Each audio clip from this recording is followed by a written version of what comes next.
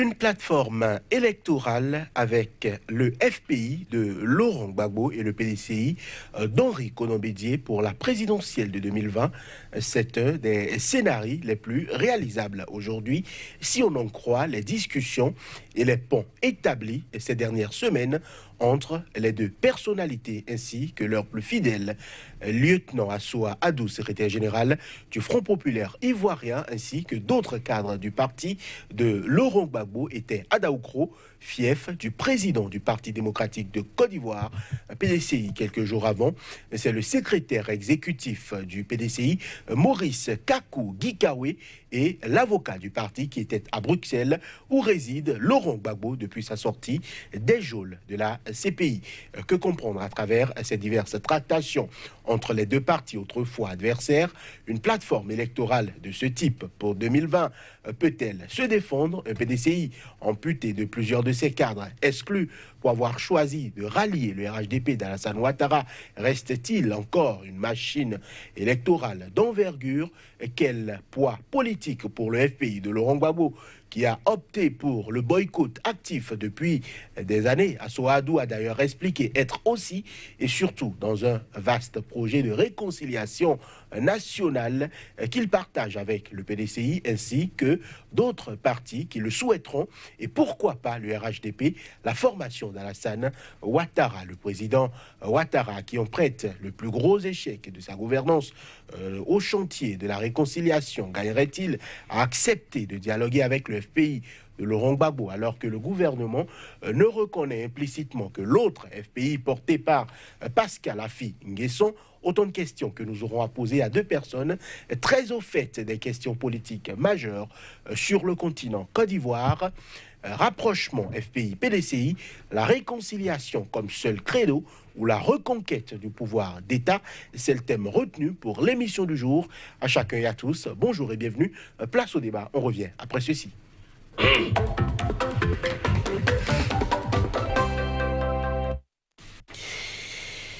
À nouveau, bonjour à chacun, bonjour à tous. À nos côtés aujourd'hui, d'abord, Kakri Kaza, bonjour.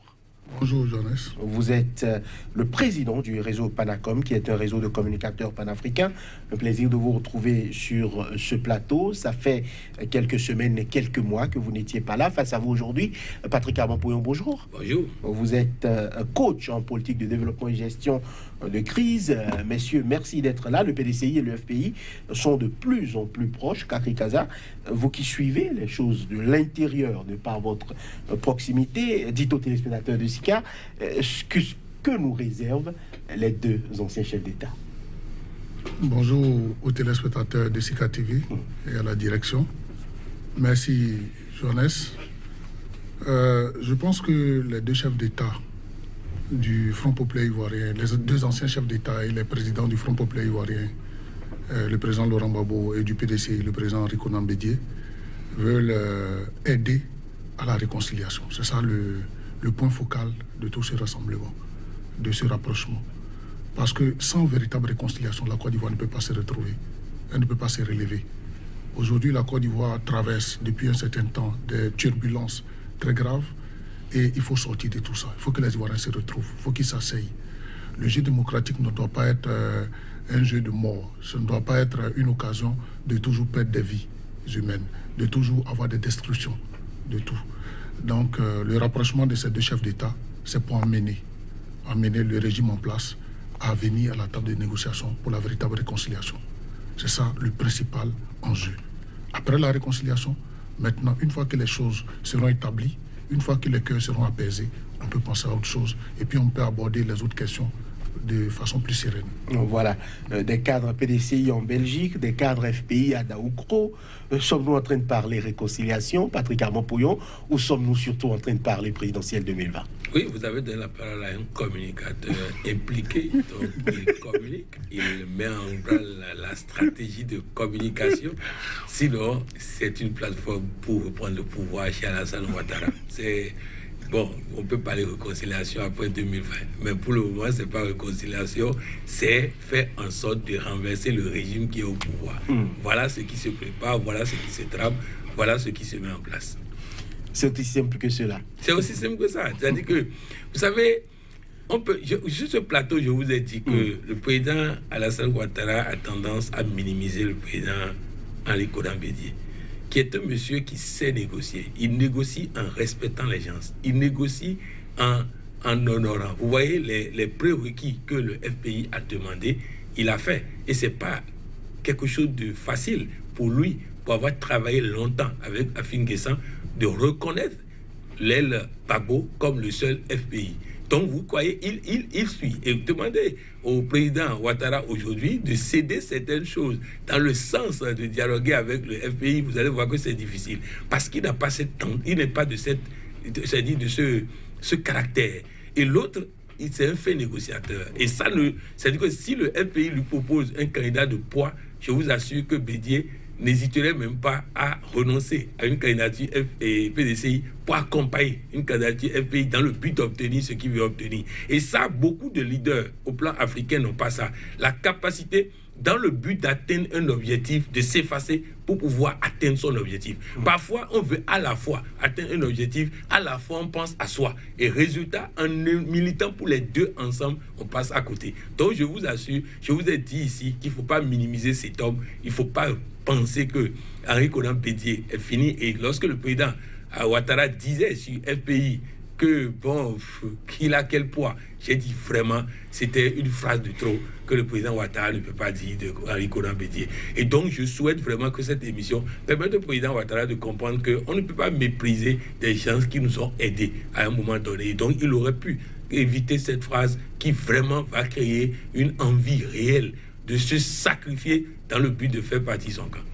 Alors, aujourd'hui, le sort de Pascal Afin Guessan, qui était déjà dans une plateforme avec le PDCI, semble être, je dirais, l'une des demandes du FPI, conduit par Souadou.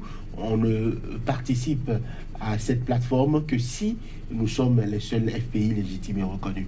Est-ce que ce n'est pas aujourd'hui aussi le moment de taire les querelles qu'il y a, puisque visiblement Pascal Afin Guessan a demandé à rencontrer le président Laurent Gbagbo.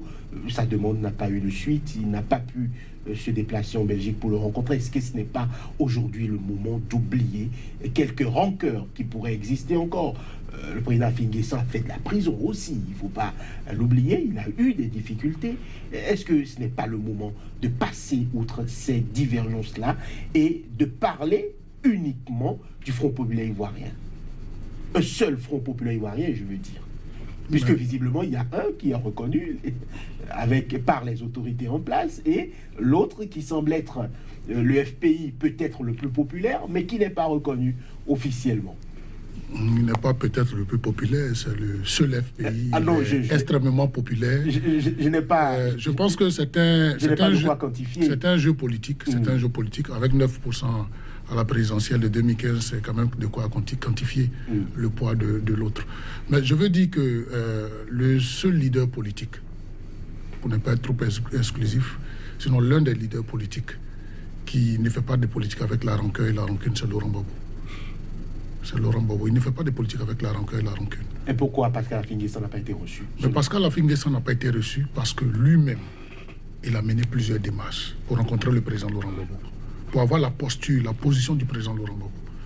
Le président Laurent Gbagbo lui a donné cette posture. À chaque fois, il a remis en cause.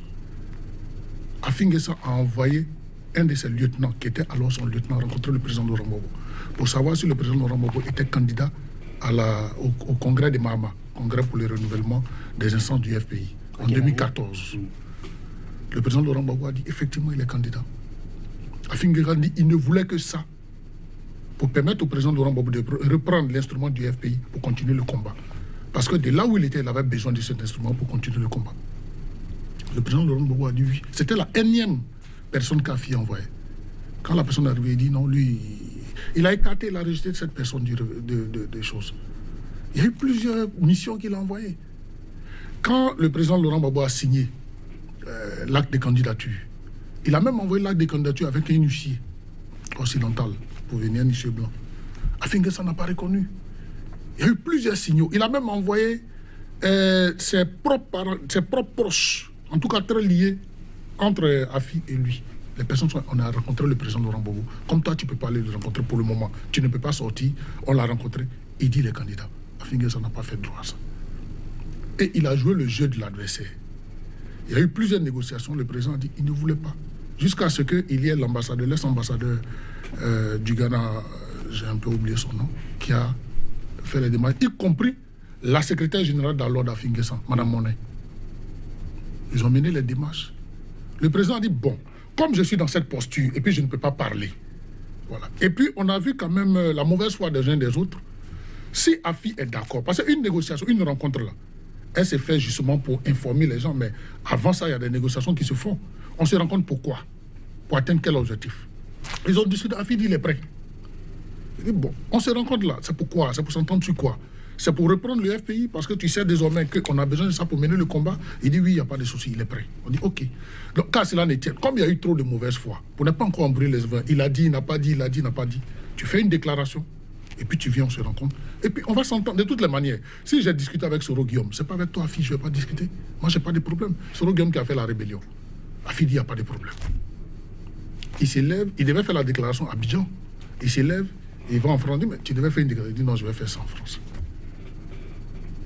Il y a Norbert Navarro, journaliste de RFI, qui devait enregistrer la négociation. Mais Afi a roulé tout le monde. Et au dernier moment, après ses courses en France, je ne sais pas qui l'a rencontré, il dit, bon, lui, il pense que c'est une humiliation, lui, il ne peut pas faire une telle déclaration. Soit Gbagbo le rencontre, soit Gbagbo ne le rencontre pas. Mais quand il est revenu, puis il a fait sa conférence de presse, vous avez entendu, Gbagbo se comporte comme Mugabe, il est ceci, c'est là. Lui, Afi, il ne va jamais donner le FPI à Gbagbo. Gbagbo n'a jamais été président du FPI. Lui, Afi, il est candidat en 2020. Il a donné ses véritables intentions, son véritable état d'esprit. Et avec des injures, c'est ça qui a choqué les membres de son groupe. Beaucoup l'ont quitté et continuent de le quitter. Ce n'est pas Laurent Gbagbo qui leur a dit de quitter. Donc, selon vous, c'est à cause de ces éléments-là qu'il ne peut pas aujourd'hui avoir, je dirais, paix à l'intérieur même du FPI. Mais tout dernièrement, je termine pour dire tout dernièrement, il y a le ministre Amani Nguessan Michel, qui était lui aussi dans le groupe d'Afi, qui a quitté ce groupe, qui a été reçu par le président Laurent Gbagbo en Belgique. Quand il est allé, il a demandé au président Laurent Gbagbo d'accepter de rencontrer Afi. Le président dit, il n'y a pas de souci. Il dit, non, il faut laisser conditions de déclaration. Le président, il n'y a pas de souci. Mais en ce moment, on se rencontre pourquoi? Il dit, non, j'ai discuté avec Afi. On va réunifier le parti. Le président dit, il n'y a pas de souci. Afi peut venir. Le ministre Amani Nguessan va rencontrer Afi et lui dit ça. Mais Afi est rentré dans tous ses états. Lui ne peut jamais remettre le FPI à Laurent Gbagbo. Et puis si c'est ça, c'est pas la peine. Alors aujourd'hui, qui est-ce que cette crise-là, qui perdure visiblement, a avantage, selon vous, Patrick Amon-Bouillon? Aucun des deux camps. Au fait, il faut que mon vis-à-vis comprenne. Le parti FPI ne peut pas dire qu'il veut travailler à la réconciliation des Ivoiriens et n'arrive pas à travailler à la réconciliation du FPI.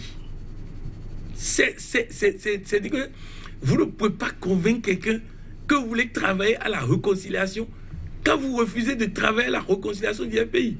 Et quand on dit Afi a roulé les gens à Paris, Afi a roulé ceci, mais le jour où on a annoncé l'acquittement de Laurent Gbagbo, j'ai écouté les responsables du FPI. Il n'est pas possible une réconciliation avec Afi Nguessan. C'est ce qu'ils ont déclaré déjà ce jour-là sur RFI. Maintenant, au même moment où on dit qu'il n'est pas possible une réconciliation, on dit qu'il fasse une déclaration pour nous donner la présidence avant qu'on le reçoive pour lui dire qu'il n'est pas possible une réconciliation. Lui-même se protège. Donc moi, je pense que si le FPI ne peut pas réussir la réconciliation au niveau du FPI, le FPI ne peut pas prétendre faire la réconciliation des Ivoiriens. Et je vais vous dire, le FPI se comporte exactement comme le cas Ouattara, qui veut la discussion à ses conditions. Non, quand on veut discussion, on bouge des deux côtés. Mais on ne peut pas vouloir discussion et dire l'autre n'a qu'à d'abord prendre un couteau et s'égorger, et après quand il va finir de s'égorger, on va discuter. C'est avec le cadavre d'Afi qu'on veut discuter? Non, la seule chose qu'Afi Nguessan a aujourd'hui, c'est les papiers du parti. C'est tout ce qu'il a. Maintenant, il nous remet d'abord les papiers, après on le reçoit pour discuter de quoi? On doit le recevoir pour dire, bon, moi j'ai besoin de ce papier pour faire le combat. Maintenant, en échange de ce papier, voici ce que moi, je suis prêt à t'accorder. Si ce n'est pas comme ça, on me dit de donner le papier d'abord officiellement et après on va se voir pour discuter je ne sais pas de quoi. Donc, vraiment, il faut que nous comprenions que dans cette affaire-là, ce sont tous de jouer au plus malin et travaillons en fonction des mots que nous utilisons. Si nous voulons faire réconciliation des Ivoiriens, commençons par réconciliation au niveau du FPI. Si nous voulons faire réconciliation des Ivoiriens, commençons par réconciliation au niveau du PDCI. Si nous voulons faire réconciliation au niveau du RHDP, au niveau des Ivoiriens, commençons par réconciliation au niveau du RHDP. Mais quand on est dans tous les partis en Côte d'Ivoire, ils sont deux. Tous les grands partis sont deux. Et chacun dit qu'il veut faire réconciliation alors qu'il n'a pas encore fait réconciliation dans sa propre maison. Non, Afin Guessan est un des pions de Gbagbo. Si Gbagbo décide de faire réconciliation avec Afin Guessan, ça va se faire à la seconde même. Ça va se faire à la seconde même. Mais il faut qu'on puisse ménager aussi une porte de sortie pour lui-même. Il a fait des erreurs, certes, comme tout le monde dans cette affaire, mais il ne faut pas l'égorger pour pouvoir le punir des erreurs du passé. Alors, le Front Populaire Ivoirien a aussi déclaré être prêt à discuter avec le RHDP. Les propos de Assou Adou, dans quel contexte peut-on les situer? Est-ce qu'aujourd'hui, une plateforme électorale avec le RHDP est-il possible avec le FPI? D'accord. Très rapidement, avant de répondre à cette question, permettez de dire qu'aucun responsable du FPI n'a jamais dit qu'une réconciliation est impossible. Ah oui. Assou Adou l'a dit sur RFI. Non, jour même, il a dit, parce que le RFI lui a posé la question, vous voulez faire la réconciliation des Ivoiriens, mais est-ce qu'une réconciliation est possible avec Afin Guessan? Il dit, c'est lui qui est parti dehors, il n'y a pas de place pour ceux qui sont partis dehors. Il a dit clairement sur RFI. Aucun responsable du FPI n'a dit. Voilà, aucun responsable. Même vous avez parlé lors de l'acquittement du président Laurent Gbagbo, aucun responsable du FPI ne peut prononcer ce genre de paroles-là. C'est-à-dire dire qu'il n'y a pas de discussion, il n'y a pas de réconciliation. Non. Une réconciliation, on peut la poser sur la base avec des conditions. J'ai dit au coach tout à l'heure qu'une discussion, quand on s'affiche, généralement quand on s'affiche, c'est pour le public. La discussion est déjà faite. C'est ce que je vous ai dit. Je vous ai dit qu'il y a eu des négociations avant que Afin ne parte en France, pour Bruxelles. Il a pris des engagements. Quand on prend des engagements, on dit, bon, on veut s'entendre pourquoi. Si tu n'es pas d'accord, c'est là que tu dis tu n'es pas d'accord. Comme tu l'as dit, je viens encore, je termine. Mais en ce moment précis, ne dites pas que c'est le FPI. Tu peux vouloir discuter, tu peux vouloir t'entendre quelque chose, mais pour discuter, il faut être deux. Pour s'entendre, il faut être deux. Si tu as de bonne foi, tu dis, bon, moi, voilà mes intentions. Tu dis, voilà, on ne t'a pas obligé. Tu dis, voici mes intentions. On est d'accord. Maintenant, au moment de les rendre publiques, tu te débines. Non, il a eu des discussions où on lui a montré qu'il est en train d'être piégé. Non, il n'est pas en train d'être piégé. Le problème, c'est qu'Afi est le pion de Ouattara. Ouattara ne peut pas... Dans cette position, vous ne pouvez pas faire réconciliation avec quelqu'un que vous considérez comme un pion de... Mais attendez, Ouattara ne peut pas, mais on lui donne une chance. On lui donne une chance, justement. Parce qu'on pense que chacun a toujours une deuxième ou une troisième chance pour se ressaisir. C'est pas qu'on ne le sait pas, quand même. Vous ne pouvez pas avoir dirigé un État. Vous ne pouvez pas diriger un grand parti comme le FPI et puis ne pas avoir d'informations, ne pas avoir d'éléments. Mais on pense qu'il faut toujours donner la chance pour montrer d'abord à ceux qui pensent que nous ne sommes pas ouverts et que nous voulons couper la tête de quelqu'un, qu'on lui donne l'opportunité de se ressaisir. Pour donner l'image, si vous voulez, pour donner notre véritable être. C'est-à-dire, on montre au peuple, on montre aux militants, on montre à l'opinion que nous sommes un parti ouvert, nous sommes prêts à la discussion. Mais il faut être deux, comme je le disais, pour pouvoir s'entendre. Si moi, je te donne tout ce que je peux et tu ne veux pas, qu'est-ce que je peux faire? On avance. Donc le FPI ne peut jamais dire que la porte, même jusqu'à aujourd'hui, la porte n'est pas fermée à Pascal Afin Guessan. Voilà. La porte n'est pas fermée à Pascal Afin Guessan. Je ne suis pas porte-parole du FPI, je ne suis pas là officiellement comme représentant du FPI, mais selon ce que je sais, la porte n'est pas fermée à Afin Guessan. Mais on ne peut pas quand même s'entendre à perte. Voilà. Les Ivoiriens nous attendent sur quelque chose, les Africains nous attendent sur quelque chose. Cette lutte-là aussi est une lutte de formation, est une lutte d'éducation. On ne peut pas toujours magnifier ceux qui ont trahi, on ne peut pas toujours magnifier ceux qui sont du mauvais côté. Quand tu as tort, tu demandes pardon, on te pardonne. Il n'y a pas de souci. Voilà. On ne va pas revenir sur les thèses, qui a fait quoi, qui n'a pas fait quoi, parce que tout le monde le sait, on a suffisamment discuté. Afi a tort. Il suffit qu'il reconnaisse son tort. Il suffit qu'il fasse amende honorable. Et puis, il ne s'agit pas de l'humilier, il ne s'agit pas d'une humiliation. Personne ne peut l'humilier. Si vous laissez tout le temps Catherine Kaza, c'est une question. C'est une question qui a été posée. Oui, la question est là. Donc, on a débattu. Maintenant, parlons du RHDP. Je pense qu'il faut faire la différence entre une discussion et puis une coalition. Pour le moment, on n'a pas parlé de coalition. On a parlé de discuter. Et ce n'est pas la première fois. Depuis l'arrestation du président Laurent Gbagbo, il a dit la phase militaire de la guerre est passée. Maintenant, il faut passer à la phase politique, à la discussion. Le président Laurent Gbagbo est le chantre de « asseyons-nous et discutons ». C'est le chantre de la négociation, du compromis. Voilà. Donc, le président Laurent Gbagbo a dit, depuis 2011, quand ils l'ont arrêté, mais après ça, Mamadou Koulibaly, qui a assuré l'intérim du Front populaire ivoirien, il a appelé par une déclaration le RD en ce moment à venir discuter. Le président Ouattara n'a jamais accepté. Après lui, Miaka Oureto, à Finguessan, même quand il est sorti avant de prendre le chemin tortueux. Jusqu'à aujourd'hui, on a toujours appelé le RHDP, qui était un groupement politique hier, avec le PDCI, les rebelles ensemble, mais aujourd'hui qui est parti unifié, on l'a toujours appelé à la discussion. C'est Ouattara qui refuse de discuter. Et discuter ne veut pas dire qu'on est d'accord avec ce que vous dites. Parce que dans le compromis, quand on s'assoit, on peut avoir un compromis. Voilà. Parce que pour discuter, il faut donner, il faut recevoir. Mais Ouattara refuse de discuter. Et pour ne même pas discuter, il fabrique, comme le coach l'a dit, il fabrique des oppositions factices. Comme c'est lui qui a la loi. Il demande à l'autre, il te donne un peu d'argent, il te miroite des choses. Et comme il y a des gens qui sont intéressés, comme les Afinguessan, il te dit voilà, bon, crée une dissidence, tu crées une dissidence, et puis il dit c'est toi que je reconnais. C'est ce qui se passe dans tous les partis en Côte d'Ivoire. Mais avec ça, tu comprends qu'il n'y a pas une réelle volonté de discussion. Parce que lui, il veut que les gens s'accordent sur ce qu'il veut en ce moment-là. C'est pourquoi la réconciliation n'a pas eu lieu jusqu'à présent. Mais si Ouattara était honnête, s'il était sincère et sérieux pour la réconciliation, on aurait pu s'entendre. On aurait pu avancer. Patrick Abampoyon, on a l'impression que les propos de Assoadou sont quand même des propos très importants. L'homme demande à échanger avec le parti au pouvoir, le rassemblement au pouvoir aujourd'hui, et à avancer sur certains chantiers, notamment le chantier de la sécurité des Ivoiriens. Il y a eu des violences ethniques, il y a eu une dizaine de morts à l'intérieur du pays. On sait qu'il y a beaucoup de clivages politiques aussi.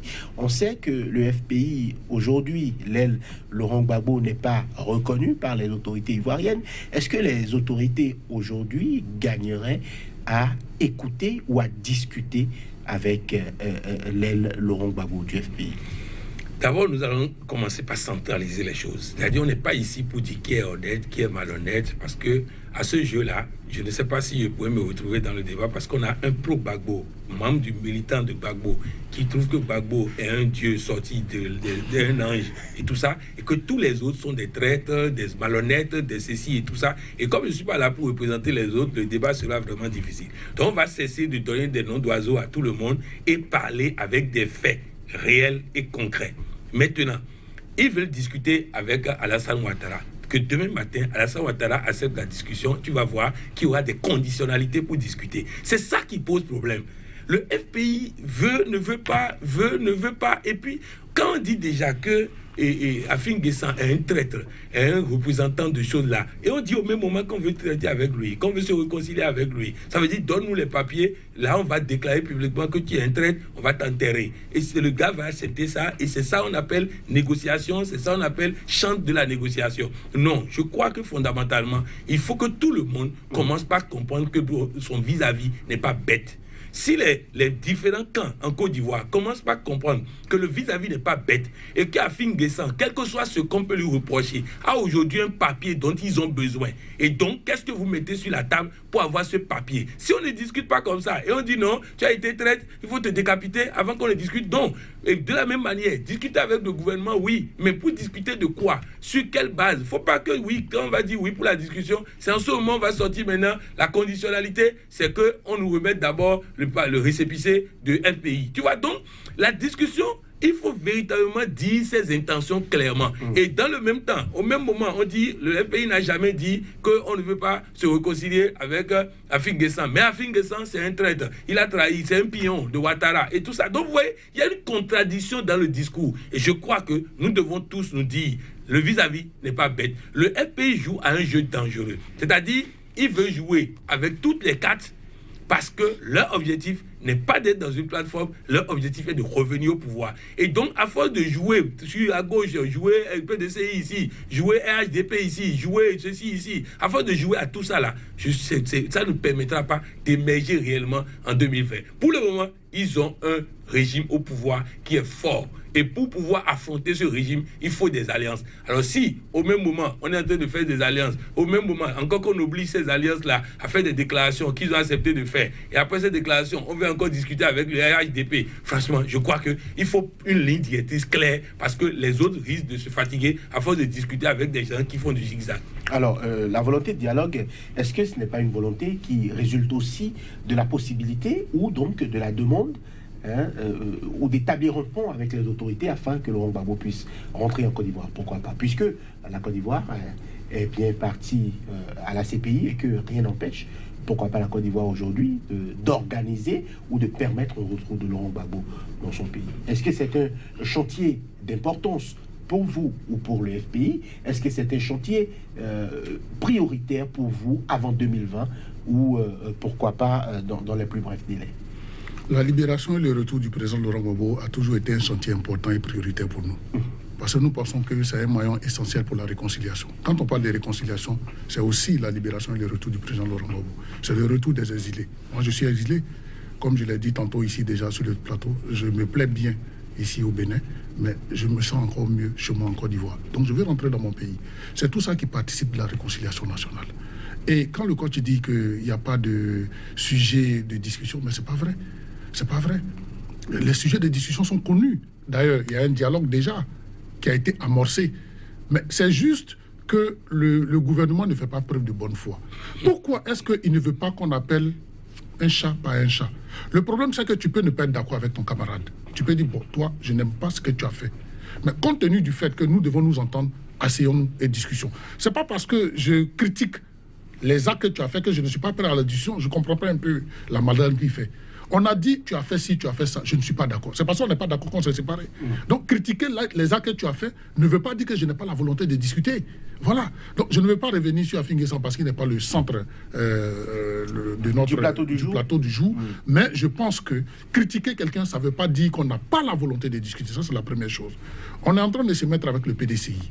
Mais les thèmes sont connus. On a dit qu'on ne se met pas dans une alliance idéologique.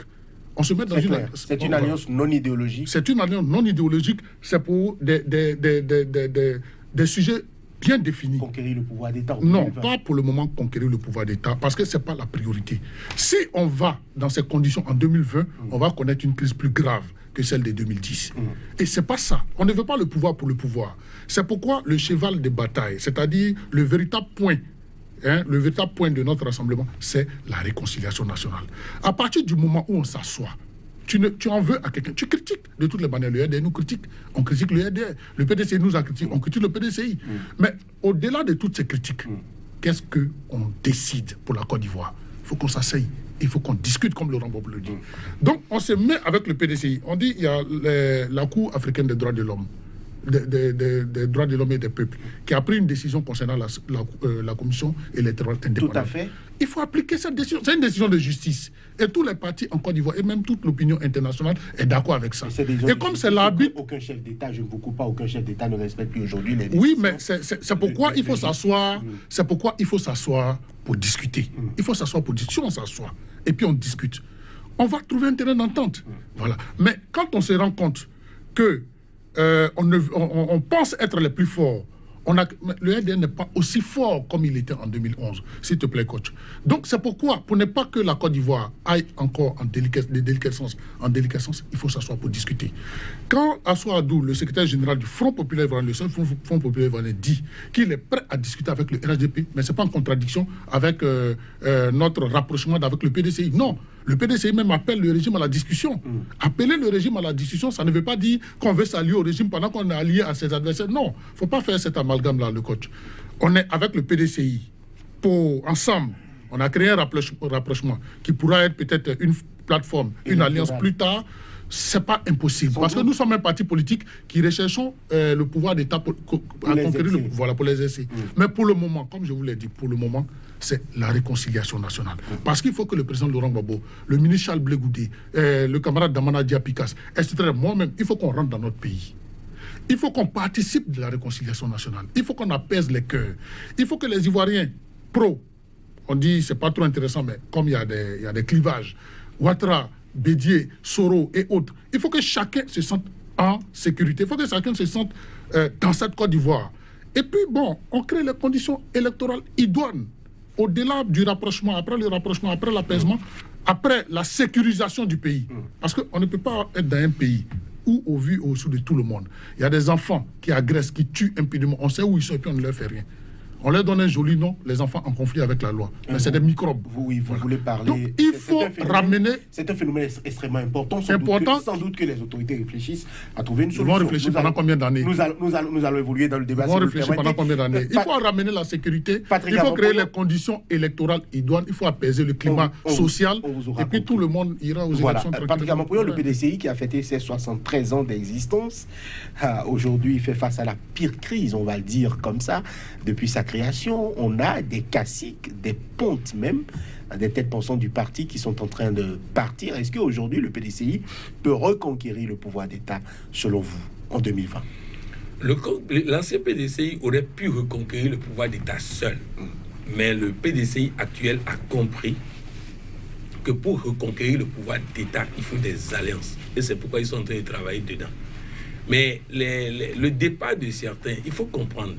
Je suis vice-président de Côte d'Ivoire et je dois garder ce poste. Et pour garder ce poste, je dois faire un choix. Et c'est pas pour critiquer ceux qui ont fait ce choix, mais c'est pour vous dire que cela ne veut pas dire nécessairement que le parti à la base est fissuré. Cela ne veut même pas dire nécessairement que ceux-là sont réellement partis. Donc à partir de cet instant, je peux vous dire que en réalité, il ne faut pas minimiser le PDCI parce qu'ils ont une position charnière de faiseur de roi. Ils ont une position charnière. Le président Ouattara tape sur le fait qu'il pourrait éventuellement passer au premier tour. Et ça, je dis avec la configuration actuelle. Et le PDC et le FPI qui risque de revenir dans le jeu politique, il sera difficile que quelqu'un passe au premier tour. Donc, à partir de cet instant, je crois qu'il ne faut pas minimiser. S'il n'y a pas réforme de la CEI, est-ce que ce n'est pas possible de passer au premier tour? Parce qu'aujourd'hui, on parle d'un organe censé arbitrer, mais qui est partisan. Au fait, quand les gens se focalisent sur commission électorale et tout ça là, je dis, mais ils oublient que il n'y a pas commission électorale plus monocolore qu'en RDC. Il n'y a pas cour constitutionnelle plus monocolore qu'en RDC. Mais ça n'a pas empêché que le candidat du pouvoir ait 8%. Donc c'est pour dire que quand le peuple se lève, il n'y a pas de commission électorale pour empêcher la volonté du peuple. Donc à partir de cet instant, cette focalisation que les hommes politiques font parfois sur la commission électorale les éloigne du vrai combat. Et donc on se focalise là-bas et les autres pendant ce temps sont en train d'avancer. Donc moi j'ai dit en 2020, les élections en Côte d'Ivoire, qu'il y ait réforme de la commission électorale ou pas, ce seraient des élections très dures pour le président Alassane Ouattara, puisqu'il a créé les conditions pour que ce soit dur pour lui. Donc à partir de cet instant, j'ai dit, il ne faut pas qu'on se focalise sur ces questions. C'est vrai que le FPI a demandé à l'époque à ces gens de ne pas aller s'inscrire sur la liste électorale. Donc, s'il n'y a pas reprise de la liste électorale... Il y aura reprise, forcément, parce qu'avant toute élection, il y a des personnes qui n'étaient pas majeures avant la précédente et qui le sont. On doit forcément aller... On peut faire une reprise comme dans certains pays où on a fait reprise, on s'est arrangé pour que les gens ne viennent pas s'inscrire. Donc, bref, c'est pour dire que le FPI... Vous avez enfin trouvé un point de jonction. Le FPI dans le débat. A besoin aujourd'hui... Et c'est pour ça qu'ils ont intérêt à discuter avec le régime. Parce que, vous savez, le problème, je vais vous dire, la Côte d'Ivoire a besoin de dialogue, de discussion. Mais il faut que chacun aille à la discussion en se disant, je dois concéder des choses. Mais si on va à la discussion en termes de c'est ce que moi je veux qui permet la réconciliation, on ne peut pas discuter comme ça. Il y a plusieurs camps qui sont dans cette posture. Dialogue, oui. Discussion, oui. Mais franc jeu. Parce que, je vais vous dire ceci. Tous les trois camps sont en train de fonctionner en Côte d'Ivoire de manière à ce que quand l'un gagne, les autres vont avoir des problèmes. Il faut qu'on arrête avec ça. Il faut qu'on puisse faire la paix des braves et faire en sorte que quel que soit celui qui gagne en 2020, que les autres vivent en paix désormais en Côte d'Ivoire. Je crois que c'est ça qui doit être le point de discussion principal aujourd'hui. Réconciliation ou pas, les Ivoiriens n'ont pas eu besoin des hommes politiques pour se réconcilier entre eux. Les Ivoiriens se parlent. J'ai fait la dernière fois, on a fait un débat à Gaïoua et il y avait les deux camps dans la population qui parlaient librement. Personne n'était en danger en parlant. Donc la population s'est réconciliée. C'est les hommes politiques qui ne se sont pas réconciliés. Et eux, ils ont besoin de se réconcilier pour qu'il n'y ait pas encore crise post-électorale en 2020. Donc c'est ça le plus important. Qu'on laisse le baratin de la population doit se réconcilier. La population s'est réconciliée. Les hommes politiques ont besoin de se parler et surtout signer noir sur blanc, mettre dans la Constitution que le régime au pouvoir ne doit pas persécuter les opposants. Si ça là, c'est pas écrit noir sur blanc et inscrit dans les cœurs, dans les esprits, je crois que tout le reste, la discussion, tout ça là, c'est des parenthèses qui vont faire péter la Côte d'Ivoire en 2020. Voilà. Et nous ne souhaitons pas ça. Il y a un propos d'un Ivoirien qui est quand même, on va dire, un patrimoine africain, le reggaeman Tikendia Fakoly, qui s'est prononcé sur la crise. Il dit clairement, nous sommes aujourd'hui victimes, sinon pris au piège du marchandage entre des hommes politiques. Nous devons arrêter de suivre ces clivages-là. Notre pays en a souffert depuis plus de 20 ans. Tikendia Fakoly demande aujourd'hui aux 3 présidents et anciens présidents, notamment Henri Konan Bédié, Laurent Gbagbo et Alassane Ouattara, de s'élever et d'arrêter de compétir pour le pouvoir d'État en 2020. Et c'est un appel que je voudrais partager déjà avec nos téléspectateurs et recueillir votre avis là-dessus. Est-ce que aujourd'hui, des hommes qui hier étaient amis, quelques mois, quelques années après sont devenus ennemis, et ainsi de suite, c'est un cercle vicieux depuis les années 93. On a vu le président Laurent Gbagbo en prison, sortir, revenir au pouvoir, pendant que les autres étaient amis, ils se sont opposés aussi. On a l'impression aujourd'hui que tous les problèmes que la Côte d'Ivoire a connus, la crise, garde quand même comme point focal, comme point essentiel, les 3 hommes politiques cités. Est-ce qu'aujourd'hui, la Côte d'Ivoire ne gagnerait pas à passer au-delà de ces hommes-là pour continuer avec, pourquoi pas, une jeunesse qui... Vous êtes un jeune compétent, vous avez votre appartenance, vous méritez, pourquoi pas, d'être promu pour accéder aux plus hautes fonctions de l'État. Est-ce qu'aujourd'hui, ce n'est pas suffisant pour que ces 3 hommes-là quittent la politique? On parle d'hommes de 73 ans, de 77 ans et de 84 ans. Est-ce que ce n'est pas le moment pour ces 3 dinosaures politiques ivoiriens-là de se retirer de la scène politique et de laisser les jeunes compétir? Merci. Je dirais d'entrée de jeu que c'est la position de Tikendia. C'est sa position à lui, que moi je ne partage pas. Et je m'explique. Je pense que le combat qui a lieu actuellement en Côte d'Ivoire et dans beaucoup de pays africains, ce qui réveille la vague de panafricanisme, c'est le combat de souveraineté, le combat d'indépendance. Voilà. Le dirigeant africain, il peut mal diriger, il peut bien diriger, voilà. Mais tout dépend de la ligne dans laquelle il se trouve. Aujourd'hui, en Côte d'Ivoire, nous nous battons contre les grandes puissances. Le président Laurent Gbagbo s'est battu contre les grandes puissances, afin que les ressources ivoiriennes, les ressources de la Côte d'Ivoire profitent d'abord aux Ivoiriens. C'est pas la question. S'il vous plaît. Patrick Amampoyon, nous allons écouter Patrick Kaza. Je suis en train de développer. Oui, mais allez-y. Patrick Amampoyon. C'est lui qui pose les questions. Patrick Amampoyon, laissez-moi la police des débats. S'il vous plaît. Patrick Kaza, finissez. J'attends la question qui concerne, je ne sais pas la chose, mais ici, on était sur ce même plateau. Quand j'ai dit beaucoup de choses qui sont là, Laurent Gbagbo est dehors. Il va venir. Quand vous pensiez qu'on devait l'abandonner. Donc, attendez. Je sais que cette question vous tient beaucoup à cœur. Je vous réponds en même temps. Attendez. Vous allez voir le temps des réponses. Donc, je disais que c'est une question de ligne idéologique. Nous sommes des souverainistes. Les autres sont des capitalistes. Ils sont pro-impérialistes. OK? Je dis, ce n'est pas une question de génération. On se retrouve dans un pays en Afrique de l'Ouest ici, où nous nous sommes coalisés. On a fait tout sauf un candidat qui était soutenu, et vous suivrez bien mon regard, par le pouvoir sortant.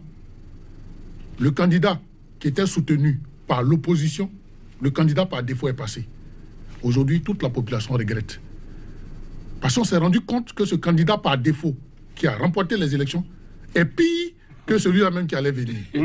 Voilà. Donc, ce n'est pas une question de renouvellement de personnes ou de génération. Mais d'idéologie. D'idéologie, de posture, d'état d'esprit. Patrick Amampoyon ne sera pas contre vous. L'âge que j'ai aujourd'hui, Soro Guillaume, je suis plus âgé que Soro Guillaume, quand il avait l'âge qu'il avait, quand il a fait la rébellion. Ce n'est pas un vieux, c'est un jeune. OK? Donc, ce n'est pas une question d'âge. Le vieux, le plus âgé, celui même qui a la canne, il peut avoir un bon état d'esprit, il peut avoir une bonne résistance idéologique dans sa posture que le jeune. Voilà. Donc, je finis. Donc, je dis, pour nous, en tout cas pour nous, le président Laurent Gbagbo, si les Occidentaux, les impérialistes ont voulu coûte que coûte l'enlever, le déporter, le martyriser, c'est parce qu'ils ont trouvé en lui des aptitudes pour la souveraineté de la Côte d'Ivoire, pour le développement de la Côte d'Ivoire et au-delà pour le développement de la souveraineté de l'Afrique. Ouais. Donc nous pensons que le président Laurent Gbagbo est encore bon pour la course. S'il est intéressé, si jamais il revient en Côte d'Ivoire et que les Ivoiriens eux-mêmes, d'abord les militants du Front populaire ivoirien, ensuite les Ivoiriens pensent qu'ils ont besoin de lui, chacun, il y a des personnes qui pensent comme Tikenja. C'est tant mieux, c'est leur position. Et il y a des personnes qui pensent comme nous. Mais on aurait envoyé un jeune de 20 ans, de 30 ans, il y en a de compétents. Je ne dis pas qu'il n'y en a pas. Il y en a de compétents. Mais on peut envoyer un jeune de 20 ans, de 30 ans, il peut être pire que ce que nous sommes en train de voir. Patrick Amopoyon, je vous repose la même question, sans doute, parce que c'est une préoccupation peut-être partagée. Est-ce qu'aujourd'hui, on ne gagne pas plus à faire la promotion de jeunes compétents? Parce que, visiblement, dans toutes les chapelles politiques, il y en a, vous ne me démentirez sans doute pas. En Côte d'Ivoire, si Ouattara, Bédié et Gbagbo ne sont plus candidats, la tension chute. Il y aura réconciliation immédiatement. C'est un miracle. Le problème de FPI, c'est que Gbagbo est plus important que la Côte d'Ivoire. Et c'est ça qu'eux, ils doivent remettre en cause. C'est vous qui le dites, coach. Le problème... Le FPI ne l'a jamais dit. Le problème... Oui, c'est ça que tu as dit tout au long du débat. Patrick Amopoyon, allez-y. Oui. Moi, je pense... Le problème du RHDP... Que le problème du RHDP aujourd'hui, c'est que le discours que Tikenja tient est le discours que Ouattara tient. Donc, vous comprenez que le pays ne peut pas être d'accord. Et Ouattara aussi ne tient pas ça dans la logique de la Côte d'Ivoire. C'est parce qu'il sait que si on enlève les grands leaders, ces pions sont mieux placés pour gagner les élections. Donc, je ne suis pas aussi de dire que ça veut dire que ça rejoint ce qu'il dit. Mais je pense fondamentalement qu'aujourd'hui, toutes les discussions de schéma peuvent venir après. Si la discussion entre les trois grands ne vont pas dans le sens, je suis totalement d'accord, de Laurent Gbagbo de retour, mais aussi de nous engageons, nous les trois, à foutre la paix à la Côte d'Ivoire. Si ce n'est pas dans ce sens, aucun dialogue n'est possible.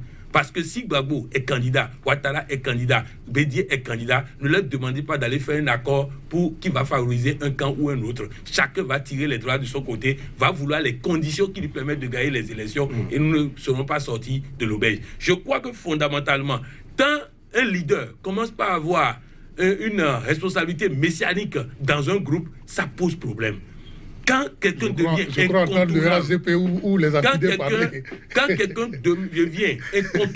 devient c'est lui ou rien, c'est dangereux en termes de politique parce que ça fait que dans la négociation, il y a déjà des lignes rouges, il y a déjà on ne laisse pas, il y a déjà des ceci. Donc moi je pense que fondamentalement, la Côte d'Ivoire gagnerait à ce que ces trois leaders, non pas dans une posture où le président Ouattara veut cette logique-là parce qu'il voit que selon les calculs, ça va arranger ses pions, non, que vraiment dans un discours sincère, on trouve les voies et moyens pour que véritablement ces trois leaders puissent céder la place à une autre génération. Certes, ça ne réglera pas tous les problèmes parce que la Côte d'Ivoire est partie pour au moins 20 ans avant de tuer les vieux démons parce qu'il y a des jeunes là-bas qui sont pires que les vétérans. Je suis sûr que vous êtes d'accord sur cette dernière partie de la sortie de Patrick Amopoyon. Je voudrais vous demander les propos de Charles Blé Goudé, qui s'est prononcé très récemment même. Il n'a toujours pas de pays d'accueil, toujours à l'hôtel là-bas. Déjà, l'homme a dit qu'il ne sera pas candidat pour 2020. On avait besoin peut-être de son avis aussi parce qu'il fait partie de cette jeunesse-là qui aspire à gouverner. Il était ministre quand la crise a éclaté. Il espère rentrer aujourd'hui en Côte d'Ivoire et participer au processus. C'est ce qu'il demande aussi pour le président Laurent Gbagbo. Votre avis sur la sortie de Charles Blé Goudé? Mais on partage la même position sur ce point. Il n'y a pas de souci. Je pense que le fait que le ministre Charles Blé Goudé n'ait pas de pays d'accueil n'est pas de son fait. C'est plutôt ces pays-là qui disent que il ne peut pas recevoir un acquitté, donc quelqu'un qui est exempt de tout reproche, de toute charge, comme s'il était encore détenu. Et donc, si les gens sont prêts à l'accueillir, ils l'accueillent en tant que personne libre. Donc, ce n'est pas de son fait, ce n'est pas que ces pays-là ne veulent pas l'accueillir. Et on aime mieux que ce soit, ils sont acquittés. c'est tout à fait important qu'ils rentrent dans leur pays pour participer à la réconciliation. Voilà. Donc je suis d'accord avec ce que le ministre Charles Blé Gouda a dit. Il faut que la Côte d'Ivoire, le régime en place et la CPI arrêtent ce jeu de cache-cache et permettent aux Ivoiriens qui ont été acquittés, donc dont la justice a montré l'innocence, de rentrer dans leur pays et puis de bénéficier de tout ce dont ils ont droit et de participer aussi à la réconciliation. Voilà, il y a un homme qui s'est affranchi je vais dire, de la tutelle politique et qui est aujourd'hui en train de parcourir monts et vallées en Côte d'Ivoire. C'est Guillaume Kibafori-Soro, il est à l'intérieur du pays, il est rentré à Abidjan. L'homme a parlé de petits postes, de petits avantages qu'on préfère entretenir plutôt que de penser réellement développement, penser réellement devenir des Ivoiriens.